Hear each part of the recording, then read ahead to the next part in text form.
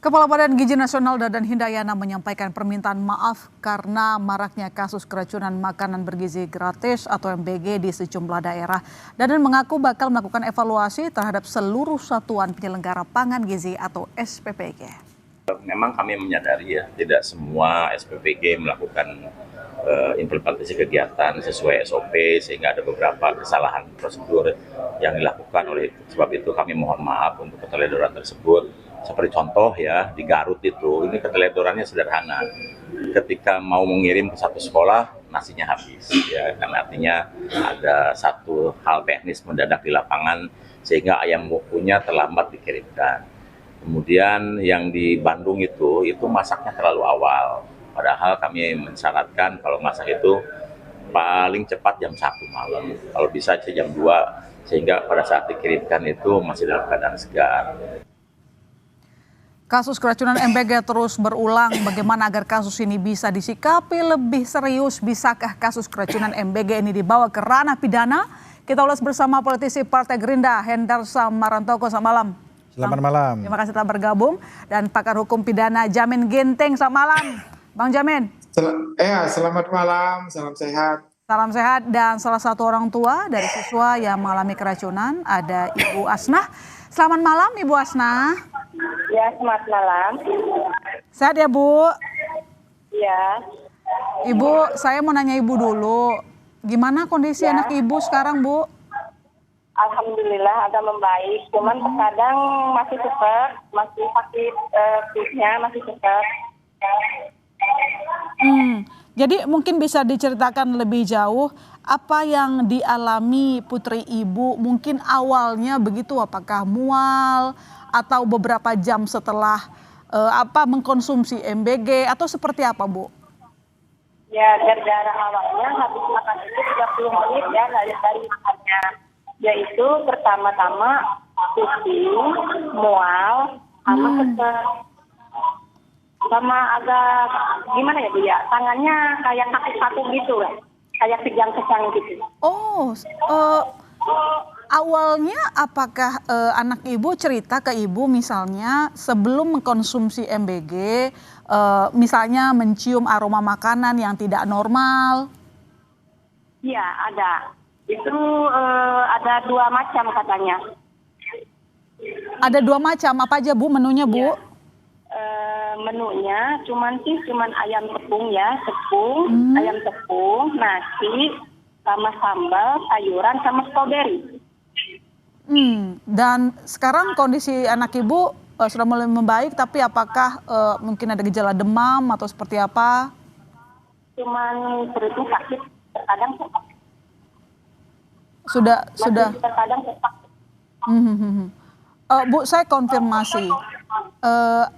Kan sekolah anak Ibu ini sudah menerima MBG cukup lama berarti ya?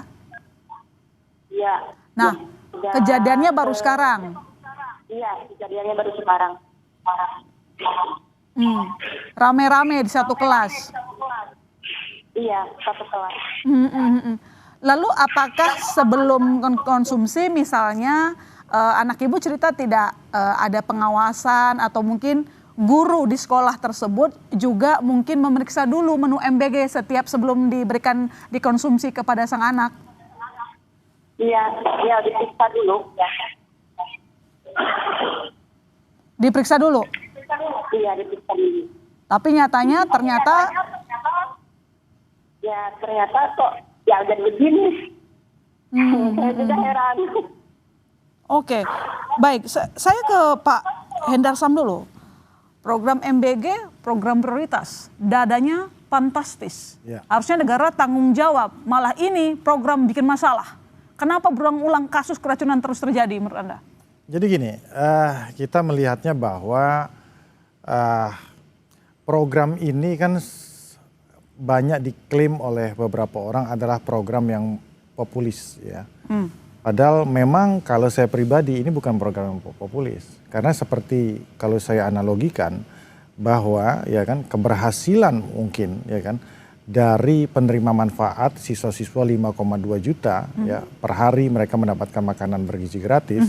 Kemudian ada keracunan ya. Ini yang cukup besar, yang jadi spotlight tentunya yang ini, Ya. ya kan gitu kan. Jadi ini bukan program populis, bukan program yang populer sebenarnya, tapi bukan itu maksudnya. Kita harus membedakan, mengeskalasikan dua hal, bahwa kita harus sama-sama programnya adalah program yang sangat strategis dan sangat baik untuk SDM kita ke depannya. Ya, itu dulu yang pertama. Nah, jadi kedua, tantangannya memang di tata kelola. Tata kelola tadi. Nah, tinggal satu, kita saya pribadi sangat prihatin dengan kejadian yang dialami oleh anak-anak kita, Bu Asnah, juga dengan teman-temannya mengalami hal tersebut. Dan tadi kan kalau kita dengar sudah mendapatkan manfaat selama ini, baru sekali ini terjadi. Nah, sekarang kan masalahnya teman-teman media kayak gitu ya, apakah pernah memberitakan dari sekolahnya Ibu Asnah ini terhadap proses pelaksanaan yang sebelum-sebelumnya yang tidak ada masalah. Kan gitu kan. Tapi kita juga tidak mengenyampingkan bahwa ketika ada masalah di situ harus ada koreksi. Kan gitu, ya kan. Di situ harus ada koreksi. Dan Gini Bang, gimana? maaf kalau saya potong. Masalahnya kasusnya ini kan berulang. Ya, berulang. Dari data BGN sendiri 4.000-an. Dari Kepala Staf Kepresidenan lebih dari 5.000-an. Ya. Jadi ini bukan angka yang kecil.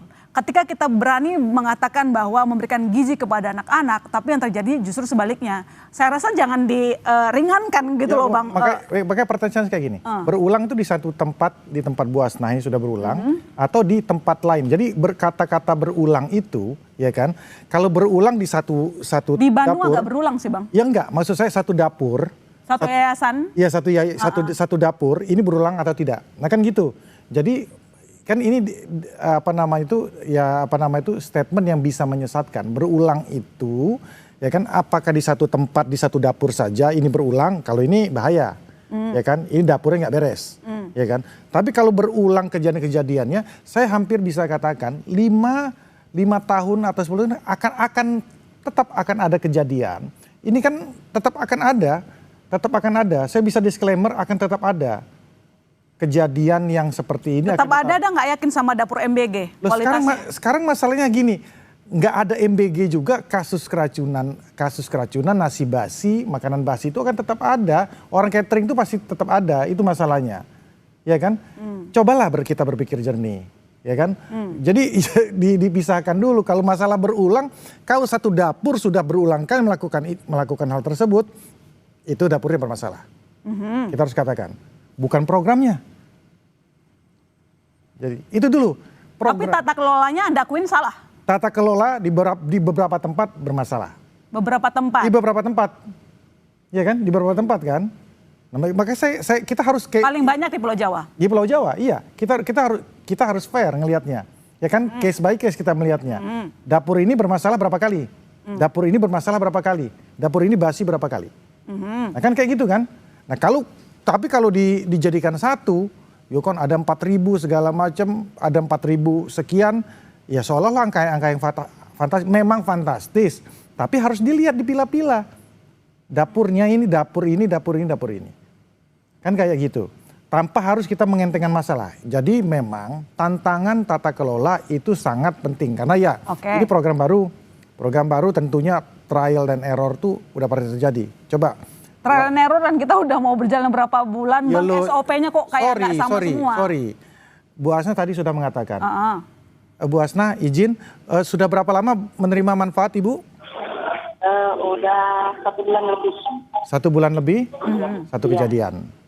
Nah sekarang pertanyaannya, apakah dari teman-teman media yang 1 bulan 30 hari, yang 29 hari tidak ada apa-apa, apakah itu menjadi berita? Kan kita memberitakan sebuah program yang perlu dievaluasi Bang. Ya iya, makanya dari itu kan kita harus fair juga dong ngelihatnya. Iya. Kita harus fair ada yang baik tadi kita beritakan kok. Nah, tadi. iya, kan, ada yang inspiratif kita beritakan, Ya, kita angkat itu. bahwa program ini kan cita-citanya baik dari awal. Ya, betul. Tapi masalahnya faktanya kan ini yang terjadi. Nanti saya ke Bang Henresman lagi, saya ke Bang Jamin. Bang Jamin.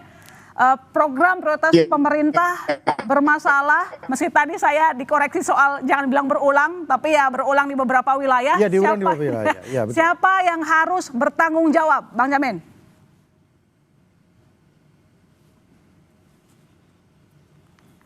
Bang Jamin dengar suara saya?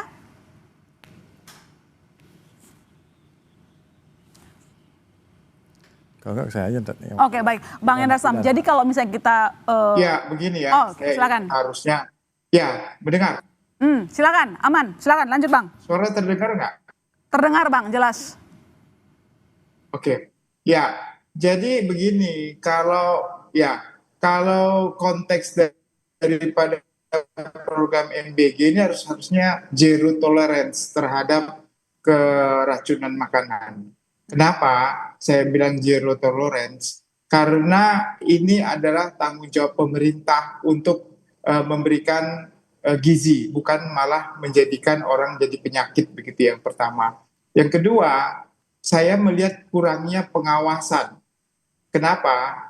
Harusnya pemerintah melibatkan BP POM yang mengawasi makanan dan obat-obatan terkait dengan pengedaran makanan. Jadi jangan yang harus dilaksanakan pengawasannya jadi lemah begitu. Jadi harusnya dilibatkan BP POM. Nah, siapa yang bertanggung jawab dalam hal ini? Ya tentu yang bertanggung jawab adalah yang penyedia sarana makanannya, dapurnya, penanggung jawabnya. Saya lebih cenderung karena kelemahan pengawasan ini saya khawatir ada orang-orang tertentu yang mendapatkan keuntungan dari program ini secara tidak layak. Itu namanya illicit enrichment, memperkaya diri secara tidak layak dari program ini. Apakah karena dia di-backingin atau dia menggunakan nama orang lain untuk dapurnya, tetapi sebenarnya dia yang mendapatkan keuntungan, pejabat negara contohnya, atau juga kemungkinannya ada anggota DPR yang memiliki, yang kita dengar punya dapur sendiri atau orang lain menggunakan. Nah, kalau ada sampai aliran dana kepada pejabat negara, aliran dana kepada anggota dewan yang menggunakan itu dan itu mengakibatkan ada keracunan, itu harus diperiksa juga begitu. Jadi ada peran di sini khususnya juga kejaksaan dan KPK untuk boleh mengawasi peredaran keuntungan ataupun aliran dana terkait dengan program ini. Oke, baik Bang Hendra Sam, ini harusnya zero tolerance kalau tahu Bang Jamin. Lalu kemudian pengawasannya kemana selama ini, bahkan udah masuk ke masalah hukum. Kecurigaannya jadi orang itu jadi skeptis gitu sama MBG, Bang. Ya, nggak masalah. Makanya ini kan bukan program yang populis ya, kita katakan ya. Tapi program tulus tapi mungkin tidak populis seperti ini kan. Ini akan saya yakin ke depan akan ada juga kejadian serupa. Tapi kan maksud saya gini ya, kita harus ngelihatnya kan secara parsial.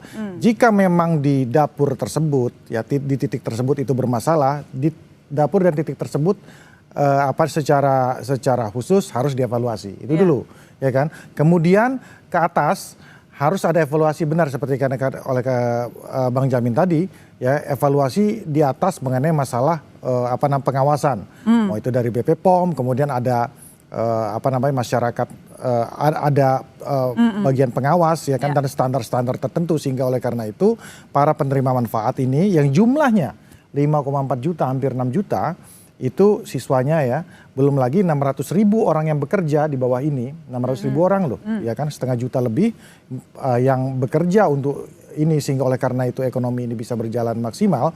Ini tidak menjadi korban. Jadi ibaratnya ya, kita kalau pengen nangkep ikan, jangan kita pakai bom, ya kan? Sehingga oleh karena itu, ya kan, tangkap ikan yang satu, ya kan, tanpa harus membunuh ikan-ikan yang lain, yang sehat, ya kan? Dapur-dapur yang benar, yang sehat, itu maksud saya. Jadi jangan goalnya kita, ini kan ada seolah anasir arahnya ini program pengen dihentikan. Loh, kalau program ini dihentikan, kasihan dong masyarakat, adik-adik kita, anak-anak kita yang 5,4 juta penerima manfaat ini, yang selama ini makan aja susah, ya, makan aja susah. Habis itu 600.000 orang, ya, yang selama ini tidak mendapatkan pekerjaan, ya kan, dengan adanya ini dia mendapatkan pekerjaan, ya kan. Jadi kita harus fair juga. Kalau memang dapurnya bermasalah, kita evaluasi. Pendekatannya banyak. Ya, salah satunya pendekatan administratif, ya kan, pengawasan. Bisa juga kalau memang dia ada faktor kesengajaan, dia bisa dipidana.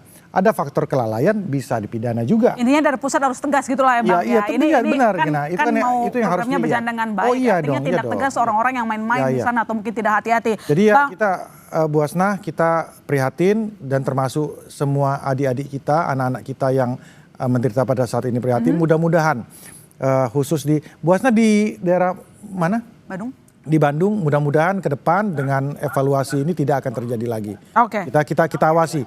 Kita butuh teman-teman media juga untuk mengawasi ini tersebut dan memberitakan dan memberikan masukan kepada Oke. BGN dan Baik, Bang Jamin, tolong dijawab singkat saja. Ini kan program untuk masyarakat luas buat anak-anak gitu kan, memenuhi gizi, tapi kemudian ternyata ini yang kita lihat fakta di lapangan tidak sesuai dengan keinginan, ada kasus keracunan. Apakah ini bisa dipidana? Pakai pasal apa saja, Bang?